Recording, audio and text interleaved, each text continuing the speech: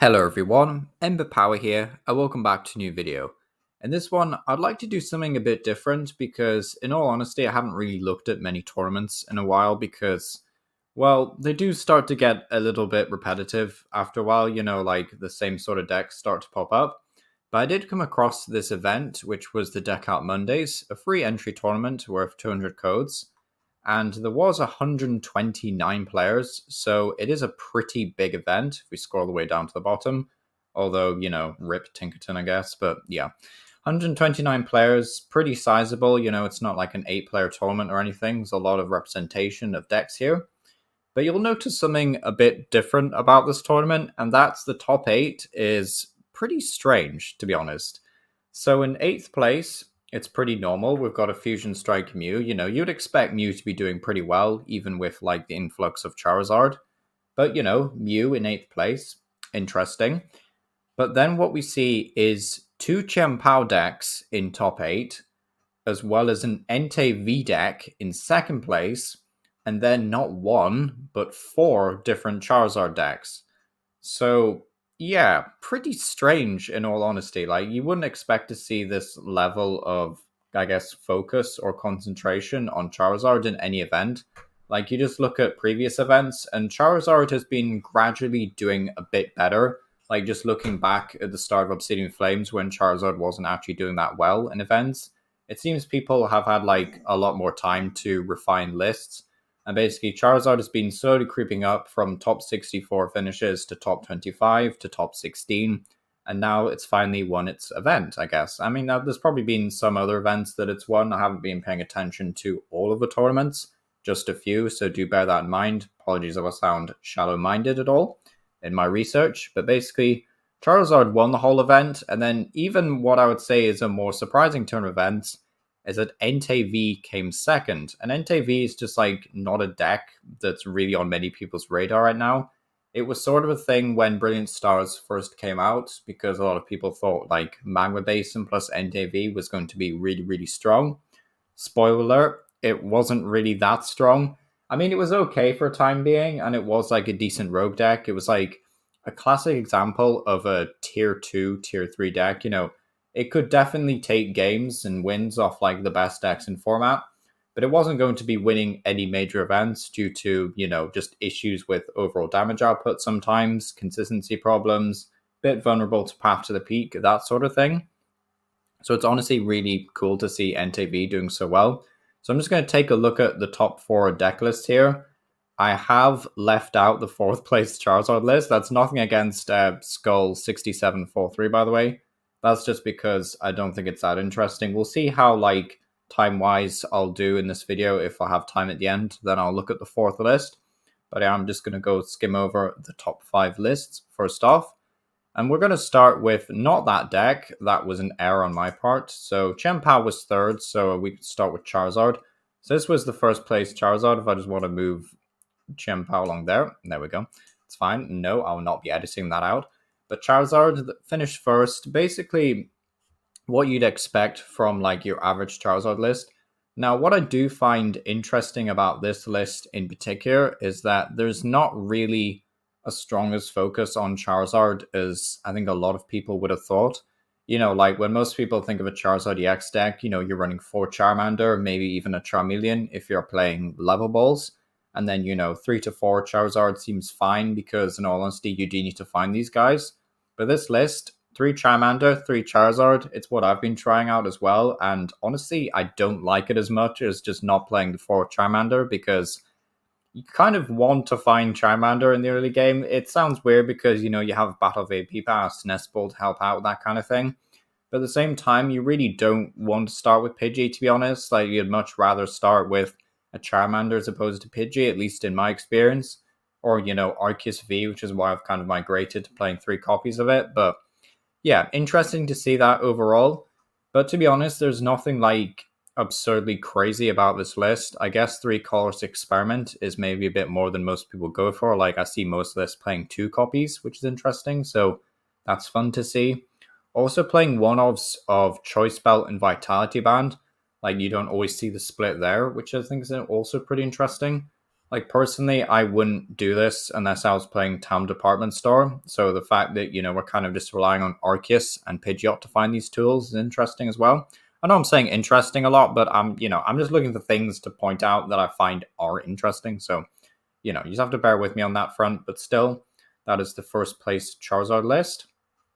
And then we move over to the NTV deck. Now, if you do want to see a deck profile and gameplay for this, a lot of YouTubers have already covered it. I would actually recommend Uncommon Fossil, though, because I think his video is a bit more interesting than some others. No hate towards them, of course. But still, NTV. Basically, what this guy does is it has the ability Fleet Footed, which is what Suicune and I think it's Raikou has. Yeah, Suicune and Raikou. Basically, once your turn, if it's in the active spot, you can draw a card. And then it does 20 damage and then 20 more for each bench Pokemon, which is pretty cool. It also has 230 HP, so if you give it a Bravery Charm, you can have 280. Same HP as a V-Star. Pretty tanky, to be honest. Then you also have support Pokemon like Moltres that can buff your damage by plus 10, so pretty easy to play. Then you also have Squawkabilly, which is kind of there for the turn 1 burst potential. And this deck is already playing 4 Magma Basin, 4 Trekking Shoes, so you're trying to go fast and potentially even get an attack off going second. I'm not sure how likely that will be every single game, but it's certainly possible, especially with Jet Energy. So you can Magma Basin to a benched Entei, then attach a Jet Energy and switch it into active spot. Just something worth paying attention to. The deck also plays 1 copy of Delphox V, which isn't a card really that you see very often, even in Charizard EX decks. There's 120 to the active, and then 120 Snipe. Interesting to see. And then we've got Volcanion V, which is questionable. Like, I'm not sure if Volcanion V really works that well in this deck, even with Magma Basin. I guess with Bravery Charm, you can get to 270 HP, so like if Arceus smacks it, then you can do a lot more damage, but still, Volcanion V it's a bit strange, really. Like, I'm not sure I'm a huge fan of Volcanion V in this deck. Maybe that's just me, though, and the card seems a little strange at first. It does a whole lot more damage, by the way. It has damage counters on it, 10 or more, I believe. So it's not like a super crazy, far-fetched idea because you are playing Bravery Charm, but at the same time, it's not like something that I would say is maybe necessary for this list. But that's obviously just my opinion. Then we have 1 Radiant Charizard because, of course, we do need a Radiant Pokemon, even though Radiant Greninja probably synergizes a bit better with Magma Basin. Radiant Charizard is desirable, especially if you want a good single prize attacker. Then as for the supporters, there's nothing really too crazy. I guess 2 Research is a bit interesting, considering this list just really wants to go fast. Then you also see 2 copies of Thornton, which is like pretty cool. So if your opponent ends up sniping a Moltres, or you could use this in theory to remove Squawkabilly from play, which is also cool. You could even like attach a third energy to Entei and then switch into a Delphox V or Volcanion. So maybe that's one way of doing it, I guess, powering them up a bit quicker. But yeah, interesting to see nonetheless. As for the trainers, there's nothing like too crazy. You see a lot of these trainers in previous Entei lists. Playing Switch card, of course, because we don't have evolution Pokemon. Hisuian Heavy Ball is also really nice because we do want to take advantage of our our one-offs of attackers, I should say, as well as the Moltres, 2 Choice Spell, 2 Bravery Charm, 4 Sealed Stone. Pretty interesting list overall. Then we go to the blunder of the video that was Chien-Pao, because he was first on the slide there, but Chien-Pao overall is an interesting list, I would say, because usually with Chien-Pao decks, you'd expect them to play like a 2-2 line of Palkia or a 2-2 line of Bibarel. This one is just playing a 1-1 of both, which I personally found to be, I'm going to say it, interesting. Like, I wouldn't usually expect that. It's just something a bit different, I guess. Maybe this player was trying out something different, and obviously it really worked for them, and maybe this is the norm, and I'm just horribly out of touch with the game right now, but still interesting to see. I know, take a shot every time I say it, but it's cool. It's nice to see. Also playing stuff like Cross Switcher, Spirit Energy Retrieval. The rest of the list is very like cookie cutter, Chien-Pao, Palkia. Like you kind of expect these sort of things to pop up. I guess 3 Rare Candy is a bit. I'm not sure how to feel about 3 Rare Candy. I mean, you're only playing 3 Frigabax, 3 Bax Caliber, but if you're kind of being that dependent on Palkia, then maybe you should play more than a 1-1 line. But I'm saying this like this person didn't finish 3rd in the whole event, so, it's their choices. They did really well. But, interesting list nonetheless. Dang it, I said it again. But then we have the 5th place card, so we'll look at the 4th place list after this. This is number 5. We have Charizard, Arceus, Pigeon again, but this time it is a bit more. I'll look for a different word this time. It's a bit more unique. It's playing 4 copies of Worker, which you definitely don't always see. It's draw 3 cards and then discard a stadium. So this is kind of like their counter to Path to the Peak, which, makes sense in this day and age. Like, Path to the Peak is everywhere, and it's like the most infamous way to counter Charizard, I guess, which obviously didn't go quite to plan in this tournament. In all honesty, I do kind of prefer this list to the first one, even though it is a bit more flippant on the sense that Pokestop could be quite volatile. And as a player who's lost many games to a Pokestop because I've thinned out a supporter that I needed, or like a Pokemon that was really important, like Pokestop, I don't have the best track record with, so I'm probably not in a position to comment on how good the card really is, but it's probably like the most questionable thing about this, I guess, but it does help you find rare candies quicker, helps you find paths to, no, not paths to the peak, what am I saying? Battle VIP paths quicker in the early game if you really want to. Also helps you track down cross switchers, which can be nice because this deck is only playing 1 boss's orders in favor of 4 cross switcher. Interesting to see. Dang it, I said again. But yeah, you know what I'm saying here. It's a cool list overall, I think, for a 5th place Charizard list. But then if we look at the 4th player list, because that was number 5, we go at the 4th one here, we should see, okay, so there's like nothing overtly crazy, but I'll just take a quick look at it anyway. Nothing too out of the ordinary. Got a 1-1 Pigeon line instead. Also playing the Delphox, actually. It's cool to see. Got 1 copy of Raihan, 1 copy of Worker, 2 Chorus, 1 Research. This kind of like reminds me of God of War EX, actually, and like the way they play loads of unique supporters. But yeah, it's interesting. I didn't say it again, I promise. We've got 2 copies of Artisan, 1 Collapsed Stadium, 1 Magma Basin, 1 Vitality Band, 1 Choice Belt. You can tell I was not about to say it again. But yeah, it is pretty cool. Overall, I just don't have that many things to say about this list because, it's kind of why I left it out initially. That's no offense or anything to like the person who obviously finished 4th, went 6-1-0 with this deck, but still not as unique, shall we say, as maybe some of the other lists. Well, I'm not going to bother with the rest of top 8. We'll just scroll down a bit, see if there's anything interesting.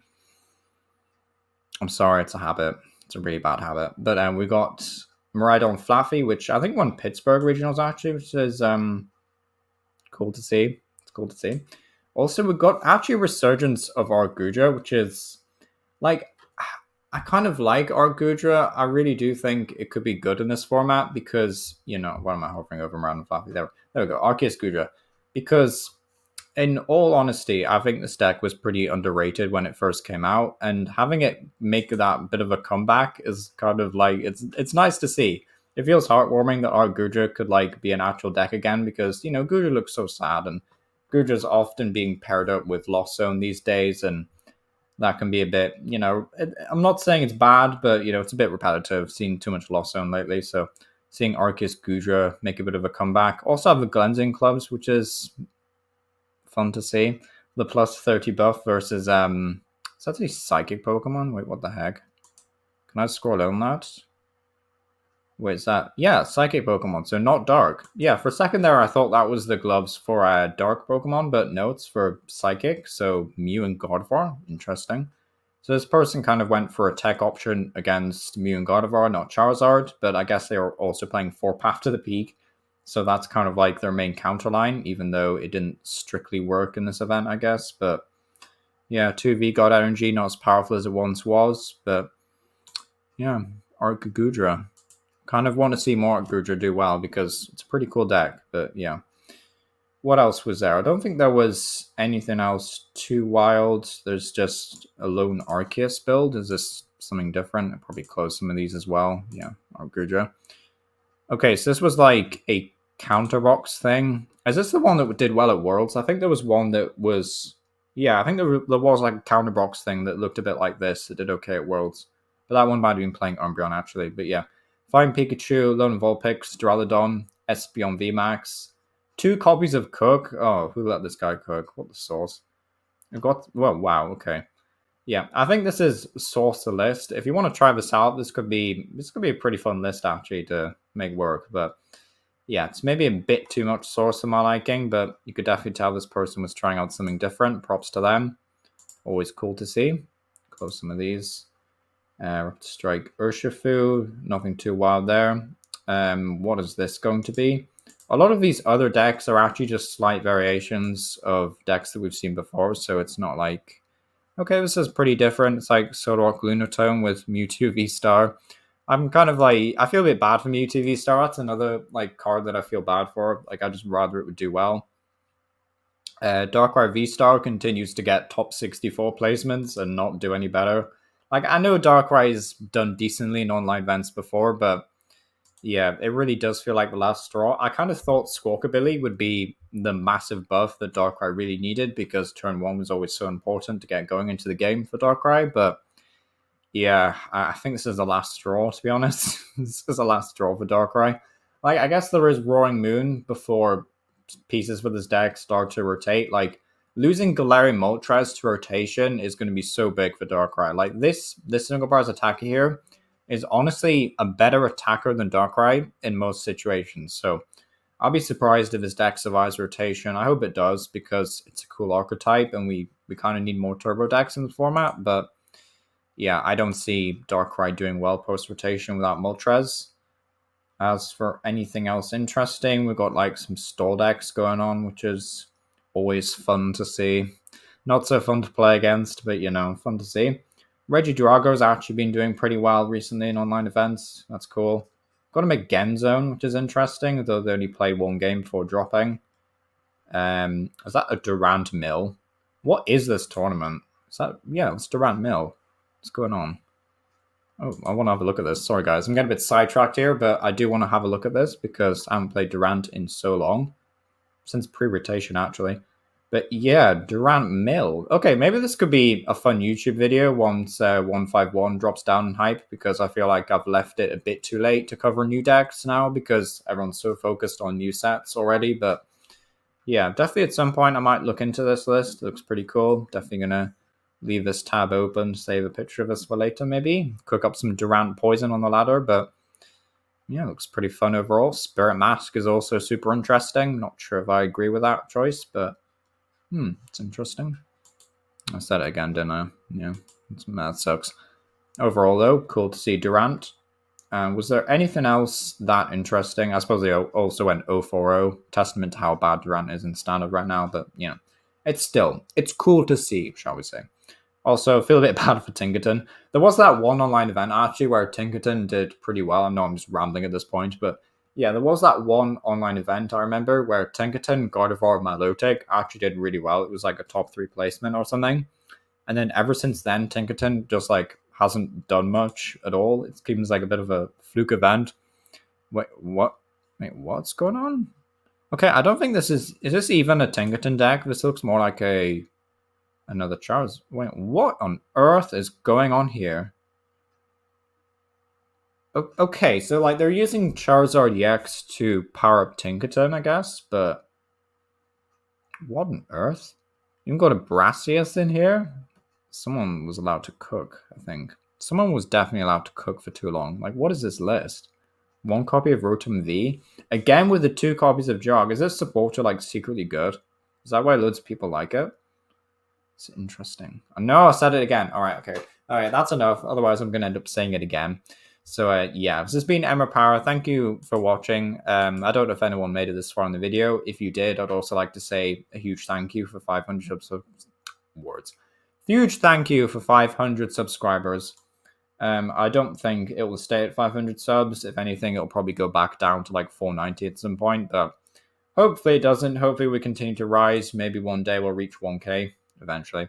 But yeah, thank you for watching. This has been Emma Power. Hope you enjoyed this very different kind of video. And yeah, thank you for watching.